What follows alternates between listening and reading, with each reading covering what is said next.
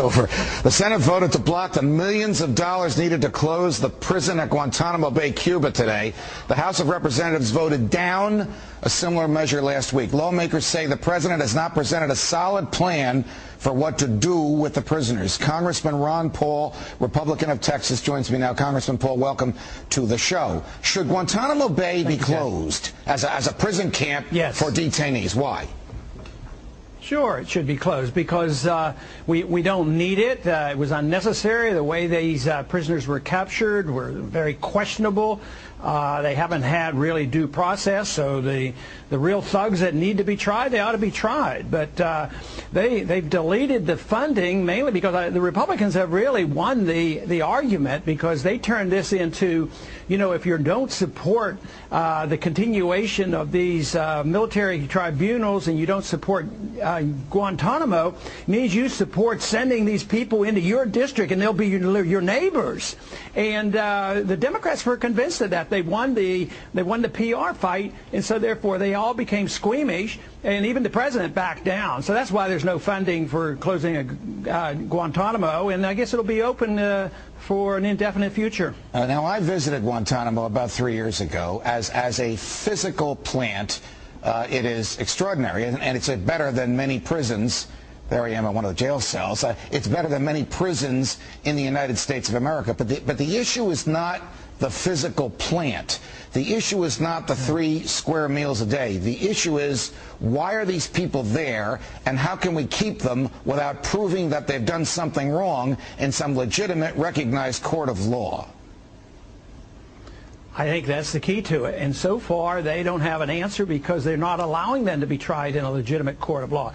I think a good example was set with the individuals that were involved with the bombing of the towers in 1993. I mean, we even went into Pakistan, arrested them, brought them over here, tried them in our court system. And they're not our neighbors. They're in a federal prison, and nobody feels threatened by them. So I'm not so sure why they're so determined not to pursue the law. Anyway, it's been politicized enough, and it looks like the politicians are going to win this argument, and the rule of law will not win. Should the government be regulating credit card companies and tell them what kind of interest they can charge and when they can penalize people, or should the free market do this?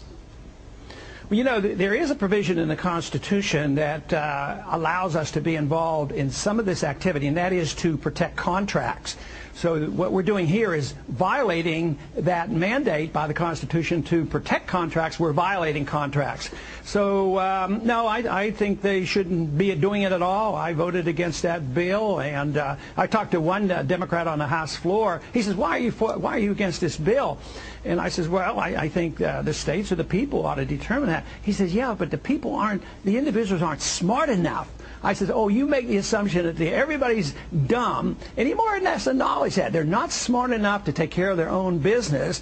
And, you know, we've encouraged people to borrow. We've created this credit. They went way overboard on this. It's a real mess. What is it about people? We should not be regulating interest. What is it about people in government that they think that they can make decisions for us because they know more than we do about what we need and what we want, and they can take our freedom of choice away from us? The Congress does this every day. You're one of the few people who consistently argues against it and dissents. You know, and this is so key, because once they believe that, they have to make the assumption that the people are idiots and they're going to take care of us, but great harm is done by that. But how do they know what we want to do? How do they know how we want to spend our money and our lives and our entertainment? So it really is a total rejection of the principle of liberty to assume a bureaucrat or a politician knows what's best for us. And it's left and right, some on personal liberties and some on economic liberties, but they're always telling us what is best for us, and it just undermines the Constitution, because the Constitution doesn't give them that authority to do so. Congressman Paul, thanks very much.